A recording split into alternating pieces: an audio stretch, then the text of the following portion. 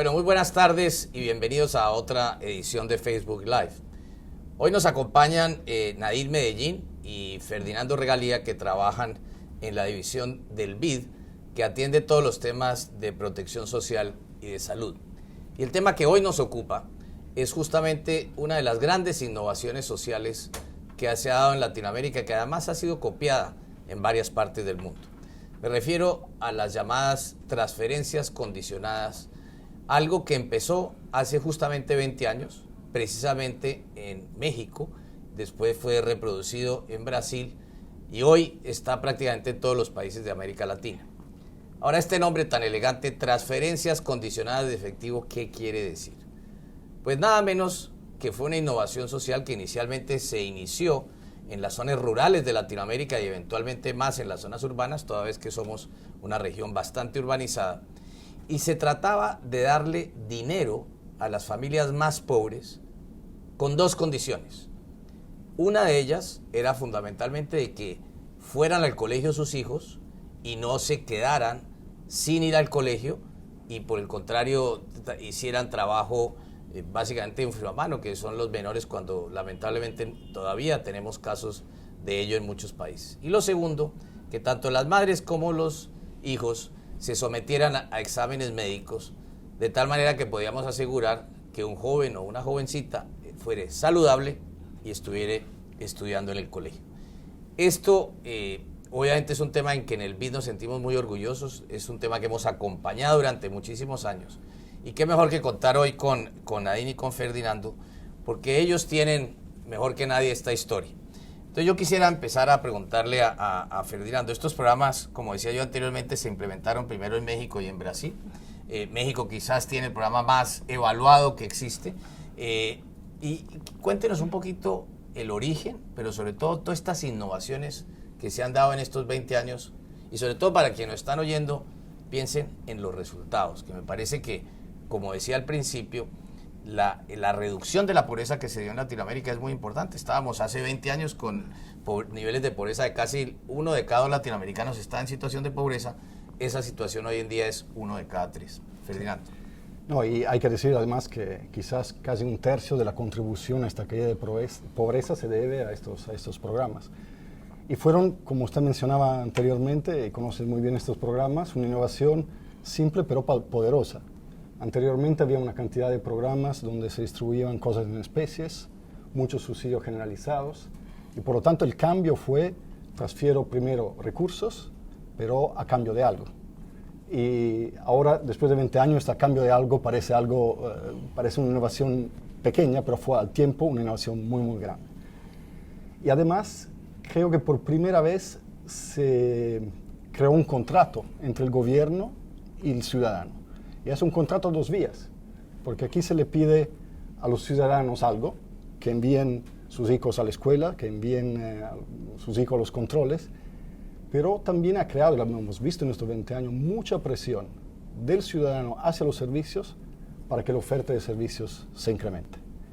Y luego fueron y son innovadores en todos los temas de inclusión financiera, de pagos y de monitoreo y evaluación. No solamente México, sino Colombia, Brasil, Argentina, tienen muchas evaluaciones. Y son programas en evolución. Anteriormente solo era la atención primaria, la escuela primaria, etc. Y han venido evolucionando en el transcurso de los años, expandiendo condicionalidades y corresponsabilidad a la secundaria, incluyendo nuevas formas de incentivos. Por ejemplo, estamos evaluando en México qué pasa si en lugar de las familias, los papás, damos los recursos directamente a los hijos en secundaria, en los últimos años de secundaria. Lo que pasa es que hay un incremento sustantivo en la matrícula. Entonces es un espacio de continua innovación para la política social en la región. Gracias, Ferdinando. Y justamente antes de preguntarle a Nadir, yo quiero recordarles a todos los que nos están siguiendo que bien pueden enviarnos sus preguntas y aquí inmediatamente se las trasladamos a Ferdinando y a Nadir. Nadir, hablemos un poco de la condicionalidad, porque esa es, digamos, la esencia de este tipo de programa. Como muy bien decía Ferdinando, digamos, esto es una idea simple pero muy potente. pero la condicionalidad en última instancia es lo que buscaban los gobiernos para hacer esta inversión en el activo principal que tiene cualquier nación, que es su gente. Sí, precisamente. Las condicionalidades lo que buscan es promover que las familias puedan invertir en el desarrollo de sus hijos. Y hace 20 años eran muy simples. Se buscaba que asistieran a la primaria, que no participaran en trabajo infantil, como mencionaba al principio, y que fueran a los controles básicos de salud. Y con el paso de los años y el desarrollo de los países, lo que vemos ahora es que las condicionalidades también han cambiado.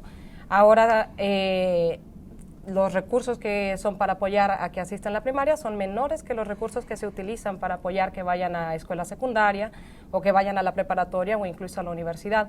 Y son varios los países que están usando este tipo de esquemas diferenciados. Prospera en México, Más Familias en Acción en Colombia, también Progresando con Solidaridad en República Dominicana.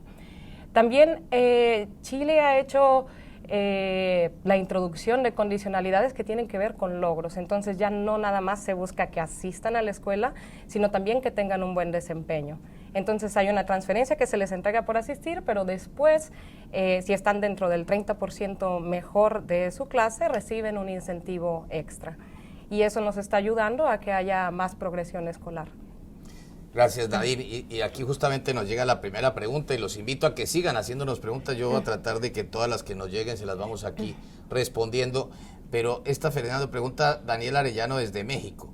Y la pregunta que hacía Daniel era que si estos programas son una especie de beca y que si funcionan de forma similar a la de una beca. Sí, y Daniel tiene razón, es una especie de beca. Una parte está condicionada a la asistencia escolar, a la progresión escolar, y ha venido evolucionando con el tiempo, ¿no? El gran reto de Latinoamérica hace 20 años todavía era completar la escuela primaria. Obviamente eso ya no es el reto principal es terminar la escuela media y media superior y hasta la terciaria, y por lo tanto los programas han evolucionado en este sentido, expandiendo las becas a los grados superiores o intentando usar las becas con montos diferentes para, por ejemplo, aplanar diferencias de género que había muy grandes en algunos países entre asistencia entre hombres y mujeres, desfavoreciendo las mujeres, las jóvenes. Y en muchos países el contributo, digamos, la gran aporte de estos programas ha sido nivelar esta diferencia de género en estos 20 años. Hasta que ahora, en realidad, hay más mujeres que terminan las secundarias que hombres y se están pensando a cambios para ver de que los hombres no se queden atrasados en esto. Ese es un dato muy importante porque qué bueno que haya cada vez más mujeres, no solamente que estudian, sino que están ingresando a la fuerza laboral, y eso tiene un efecto sobre la economía gigantesco. Hay justamente, de la mano con lo que nos comentaba Ferdinando, una pregunta que nos llega de Adriana en Colombia, y es, ¿cómo se miden los resultados de estos programas de transferencias condicionadas? Los resultados se han medido con evaluaciones muy rigurosas en las que hay un grupo de control y un grupo de tratamiento, entonces podemos estar seguros que los resultados que obtenemos dependen o son atribuibles a haber recibido el programa. Y como comentaba Ferdinando al principio, estos programas han sido diseñados y han sido implementados siempre con una agenda de investigación que nos ha permitido aprender sobre lo que funciona y sobre lo que no funciona también, para hacer cambios e incorporarlos a los programas. A ver, Nair, eso suena todo muy técnico. ¿Qué es un grupo de control? Explíquenos para que Adriana le entienda exactamente. Un grupo de control lo conforman cuántas personas, durante cuánto tiempo se hacen las evaluaciones, esas personas qué niveles de ingresos tienen, cómo se miden los resultados. Claro, un grupo de control y un grupo de tratamiento, que básicamente es el grupo que va a recibir las transferencias, deben de ser iguales, prácticamente como gemelos, ¿no? Características socioeconómicas muy similares, ¿no? Exactamente. Entonces, el grupo de control no va a recibir las transferencias y nosotros vamos a observar los cambios después de cierto tiempo. O sea, aquel niño o niña que está en este programa y aquel que está fuera del programa. Exactamente, sí. ¿Y por qué no nos cuenta, por ejemplo, cosas que hemos encontrado curiosas dentro de esas mediciones? Peso, altura de un niño de la misma edad, por ejemplo. Bueno, hemos encontrado resultados muy positivos que nos indican que los programas han funcionado bien. notablemente, que ha bajado la morbilidad y la mortalidad en los niños, también que ha mejorado la variedad de la dieta que tienen los niños, la asistencia a la escuela y también la progresión escolar. Con esto quiero decir que ahora tienen más escolaridad que lo que tendrían si no que ya no quedan en el programa. año 5, sino que terminan en el año 12, por decir. Exactamente. Y cuéntanos, en cuanto al tipo de personas que están en este programa, porque claramente pues estas transferencias condicionadas hoy en día llegan, Ferdinando, que 30 millones de familias latinoamericanas. Casi 135 millones de individuos. Entonces la pregunta que se hará a todos, oiga, esto funciona como una beca y yo ¿por qué no me quedo con la beca? ¿Qué tengo que hacer para tener la beca? O mejor, ¿qué hago cuando me gradúe? ¿Qué tiene que hacer para tener la beca? En realidad yo prefiero que la gente no aspire a tener una beca, porque quiere decir que están entre los 20% más pobres de la región. Ese es el punto más importante. Eso es el punto más importante. En el banco realmente insistimos en que estos son programas muy importantes para aquellas familias que, independientemente del esfuerzo de trabajo, porque el empleo y la participación laboral de estas familias es muy grande, no alcanza para poner comida en la mesa todas las noches. Entonces, eso es el criterio de elegibilidad más importante. Obviamente, cambiar las condiciones estructurales, digamos, los activos que poseo, la educación que acumulé es muy difícil, por lo tanto estas familias se acompañan por un largo periodo. Lo importante es que las transferencias de ahora reduzcan la probabilidad que los hijos de esta familia reciban transferencias a futuro. Pero son hijos que se han criado y viven en familias con muy bajo recursos, de muy bajos recursos. Y de hecho creo uno de los desafíos que tenemos en la región, que estos programas se han expandido bastante en cobertura, quizá en algunos casos un poquito más de lo que deberían. Y hay sectores de la economía que quizás no necesitarían estar en estos programas, ¿no? ¿Y cómo hacer para asegurarse que le llegas a ese 20% más pobre? ¿Y durante cuánto tiempo reciben eso? Porque es muy interesante lo que tú mencionabas. Esto no tiene impacto si no se mantiene en el tiempo, es decir, no sacamos nada con llevar un niño o una niña en los primeros 5 años de escolaridad, retirarle el subsidio o la transferencia en este caso, e inmediatamente perder, digamos, esa inversión que es eso durante el tiempo. El Banco Presidente ha apoyado algunas evaluaciones de largo plazo. Estamos hablando de dar seguimiento a estas familias por 10, 15 años. Y la verdad que si se tratan de familias extremadamente pobres, después de 10 años, aproximadamente un 70% todavía está en estas condiciones. El reto de encontrar las familias extremadamente pobres es un reto grande, porque no obstante los avances todavía, aproximadamente la mitad de estas familias extremadamente pobres no están en estos programas en Latinoamérica. Y ahí un tema, presidente, usted siempre empuja el banco y los sectores del banco a pensar cómo utilizar innovaciones, etcétera, para mejorar la detección de estas familias. Y por ejemplo hemos trabajado recientemente con varios programas para aplicar lo que una palabra muy difícil se llama machine learning. Esencialmente son reglas estadísticas que aprenden de los errores, ¿no?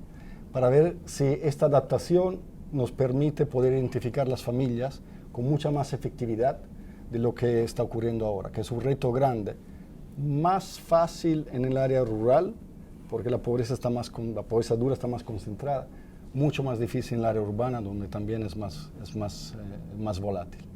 Pero se hicieron muchos avances, pero hay reto en este sentido también. Interesante, gracias Ferdinando. Y aquí tenemos una pregunta que nos llega de Genaro desde México, aquí su compatriota. ¿Cómo darle seguimiento al uso correcto de los recursos para que no sean considerada esta política pública como un barril sin fondo? Muy importante esta pregunta, un poco en parte con lo que estaba hablando Ferdinando. Sí, esa es una preocupación que siempre han tenido este tipo de programas. Lo que se busca es que sean un buen vehículo para llegar con los recursos a las personas que más lo necesitan. Y hay varias estrategias que me gustaría comentarles. La primera es que los programas se convierten en una ley, o sea, no dependen de qué partido político está en el poder o no. Entonces, al final, los beneficiarios de estos programas deben percibir que están recibiendo un derecho que no se les puede quitar, por ejemplo, a cambio de su voto. Por otro lado, Por ejemplo, en Brasil, el inscribir a los beneficiarios depende de las autoridades de los municipios.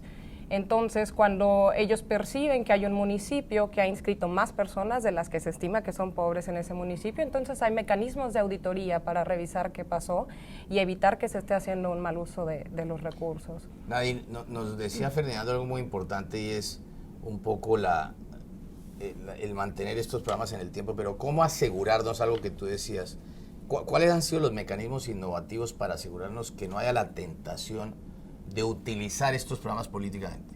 Entonces vamos para lo que todo el mundo entiende. Entonces llega un congresista o un ministro y dice, yo le voy a dar a estos si votan por mí y a estos si no votan por mí no les doy. ¿Qué se ha hecho en innovación? Ferdinand hablaba un poco de estos temas que se han venido innovando. Cuéntanos un poco las características de cómo se ha mejorado la innovación en este tipo de programa en estos 20 años.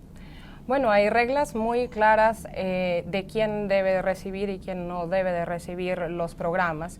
Y, por ejemplo, hace algunos años lo que se hacía es que se iba y se aplicaba un cuestionario en papel y se captaban cuáles eran las características de la vivienda para tratar de identificar si la persona estaba en una situación de pobreza y requería este tipo de ayudas. Ahora lo que se está haciendo es aplicar esto con una tablet. Entonces, en una tablet pueden aplicar el cuestionario, pueden aplicar el algoritmo y es muchísimo más rápido que como se hacía las estimaciones antes. Y bueno, como mencionaba Ferdinando, con Machine Learning lo que esperamos es poder ajustar un poquito más estos algoritmos para que identifiquen muy bien quiénes son las familias que deben recibir el programa y quiénes no. Pero más que nada es que hay reglas claras de quién debe recibir los programas y quién no. Y hay mecanismos en los que las familias pueden decir, esta persona no debería de recibir el programa y pueden hacer la denuncia, o yo debería de recibir el programa pero no lo estoy recibiendo, y hay un canal formal para que ellos digan, o sea, hay un sistema de autocontrol. Sí, está en línea o también lo pueden hacer telefónicamente en varios de los ¿Y cómo países. le llega el dinero a la gente, Ferdinando? Yo diría, eso exactamente, presidente, es otro punto importante, que es el tema de quitar todos los intermediarios en el medio, porque obviamente más allá de la inclusión de alguna familia por parte de presiones de un político, el tema fundamental también que en el pasado había muchos eslabones de intermediario en este transporte de recursos. Y ahora casi todos los programas están utilizando metodología de pago que son electrónicas o digitales. Y esto quita enormemente el intermediario en el medio. Claro. Entonces, tienen que asegurarse que haya una inclusión correcta y ahí casi todos los programas reciben varias auditorías. Obviamente, estamos hablando de 137 millones de individuos, siempre se va a encontrar un individuo que no tenía que estar ahí, ¿no? Pero por lo general se ha evolucionado muchísimo, sobre todo un mecanismo de pago para quitar todos los intermediarios del medio. Y por lo tanto se le hace una traza de los recursos que es muy fácilmente auditable. Claro. Y ese punto de Ferdinando es muy interesante porque yo he visto en algunos países donde existen estos programas, sobre todo en zonas rurales, que imaginémonos una población de 50.000 habitantes, a donde hay 2.000, 3.000 familias que le está llegando estos recursos. En el momento que se hace esa transferencia, vía cargar, digamos, una tarjeta de forma electrónica, el consumo en esa población se dispara. Y entonces empieza a generar todo un mercado que tiene el efecto de mejorar no solo la situación de la familia, sino también del tendero, del dueño del taxi, del que hace el transporte, en fin, eso genera otra cantidad de cosas, pues es una inyección a la economía vía los más pobres, lo que quiere decir que invertir en los más pobres también tiene un beneficio para el Estado. Nos llega aquí otra pregunta de Honduras, de Marvin Chinchilla, y pregunta, ¿cómo se les facilita esas asignaciones a las personas de asentamientos remotos poco asequibles? Y sé que estamos medio corto de tiempo porque también Dayan nos preguntaba un poco que este tipo de programas en el área de desarrollo agrario y el acompañamiento que tienen en lo que tiene que ver con desarrollo social, que sirva para capacitar a jóvenes y niños. Entonces, ¿por qué los dos? Si quieres, adelante, Nadine. Sí, bueno, en el caso del Bono Vida Mejor de Honduras, tiene una cobertura en las zonas rurales. Es un tema complicado porque algo que nos limita a tener quizá una mejor cobertura en las zonas rurales y dispersas es que a veces no están los servicios. Entonces, por un lado, se le están dando recursos a las familias para que vayan a la escuela y para que vayan a los centros de salud y no están encontrando los servicios. Ahí lo que se ha buscado es hacer algo de coordinación interinstitucional entre pues, los ministerios de desarrollo, los ministerios de salud y de educación para tratar de llevar más escuelas y más centros de salud, sobre todo a las zonas remotas. Pero sí, es un reto que todavía tenemos. Si me permiten, el tema de Honduras es bien interesante porque por ejemplo, a pesar de tener escuelas muy remotas y rurales, Honduras es uno de los pocos países que ha conseguido que toda la matrícula en educación sea toda por medio electrónico, ya nada de papeles. Y además, con una fuerte participación del sector privado en los mecanismos de pagos, con el involucramiento de las cajas rurales, ha podido expandir mucho los puntos de acceso a los pagos. Porque esencialmente esos son los dos grandes limitantes, cómo pago y cómo doy acceso a la oferta. Y la verdad que por cuanto haya todavía regiones remotas, si llegan los distributores de mucha comida, no hay barrera tecnológica o no hay barreras geográficas que impida llegar a la zona más remota de este continente. Ya. Las soluciones hay. Claro, hay que implementarla. Y, por ejemplo, Colombia está experimentando con pago por celulares, que es Honduras también, que todavía están muy subutilizados comparado a África. Claro, porque en África no habían bancos. No habían bancos. Entonces, el servicio financiero se desarrolló a partir de la telefonía celular. Y creo que ahí también, usted estuvo en una reunión la semana pasada con una organización no gubernamental muy innovadora, que es Give Directly, que realmente está empujando la lógica de minimizar los costos de transacción para esas transferencias.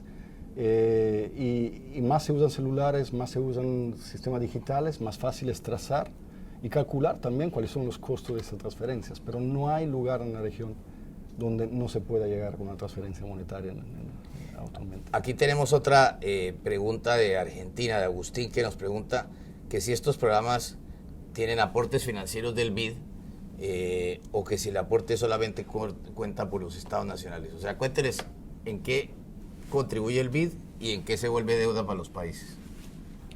Bueno, el BID ha acompañado a varios programas de la región y lo que hace es que los acompaña pues financieramente, pero también les da un acompañamiento técnico y no sé si Ferdinando quisiera tomarlo. El BID ha invertido en los últimos 10 años aproximadamente 6 billones, cerca de 7 billones de dólares en estos programas. Es una contribución importante, pero piensen usted que solamente el gobierno de México tiene un presupuesto para el programa Prospera de alrededor de 5 billones de dólares. Entonces, el rol del BID ha sido financiar parte de esos programas, pero aportar también el apoyo técnico para mejorarlo. Y lo que se ha visto en estos 20 años es que más y más los países están asumiendo con recursos propios el financiamiento de estos programas, lo cual es un elemento importante para la sostenibilidad hacia futuro de la política de protección social en la región. Yo sé que nos podemos quedar aquí hablando mucho más tiempo, pero sé que tenemos un tiempo limitado. Pero antes de cerrar, yo quisiera preguntarles esto. O sea, nuestra región avanzó mucho, tuvimos casi que 15 años de buen crecimiento económico, pero el mundo hoy en día ya no crece a las tasas que crecía antes, y por el contrario, las cifras de crecimiento de América Latina son más bajas.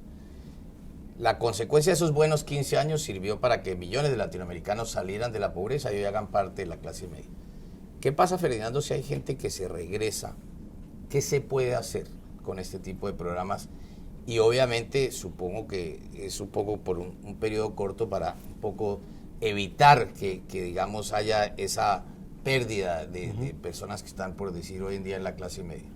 O sea, estos programas sí están equipados para poder eventualmente, si esto ocurriera, y es un riesgo real, poder incorporar a personas que regresan en el grupo de personas pobres o extremadamente pobres. Obviamente, lo que tienen que mejorar son los sistemas de evaluación de las condiciones socioeconómicas con más frecuencia, porque lo que no queremos es que se agrande indefinitivamente para los próximos 20 años el número de beneficiarios de estos programas. Entonces sí están equipados. Creo que hay una discusión mucho más grande, que no involucra solamente a los países de Latinoamérica, sino también los países desarrollados, sobre las nuevas políticas digamos, de redistributiva hacia futuro. Los temas relacionados con ingresos mínimo garantizado o ingreso único universal, básico universal, que son temas reales, porque en muchos países hemos visto recuperaciones económicas que pero no han generado al mismo ritmo de antes de la crisis nuevos puestos de trabajo. Y eso creo que nos estimula a todos a pensar una agenda para los próximos 20 años. Gracias, Ferdinando. Última palabra, Nadine. Bueno, nada más me gustaría decirles que, bueno, que me voy a permitir agarrar el libro. Por favor. Que en el libro recopilamos e hicimos una revisión muy exhaustiva de cuáles son los problemas que estos programas se encuentran en el día a día, y esperamos que les sea muy útil a las personas que diseñan programas, pero también, por ejemplo, al sector privado, para que entiendan cuáles son las necesidades de estos programas y nos ayuden a desarrollar tecnologías que puedan hacerlos más sencillos. Pues muchas gracias a todos los que nos han seguido. Sé que este es un tema absolutamente apasionante y nunca perdemos de vista lo siguiente. Cualquier estadística, cualquier medición que se hace de Latinoamérica siempre nos pone como la región más desigual del mundo. Esta es parte de la respuesta a empezar a cerrar un poco esa desigualdad. Estamos todavía lejos de llegar a estar como una región mucho más equilibrada socialmente. Y no tendremos paz, ni tendremos seguridad, ni tendremos avances económicos y tecnológicos si no somos capaces de resolver estos temas. De tal manera que es muy importante su participación, es muy importante que hablemos de estos temas. Aquí les contaban tanto, y yo quiero agradecerles muy especialmente a Ferdinando y a Nadine, le contaban un poco las publicaciones que tenemos, pero también tenemos una serie de blogs que yo les invito a que nos acompañen. Uno de ellos se llama Gente Saludable y otro se llama Primeros Pasos. De tal manera que una vez más, muchas gracias por acompañarnos.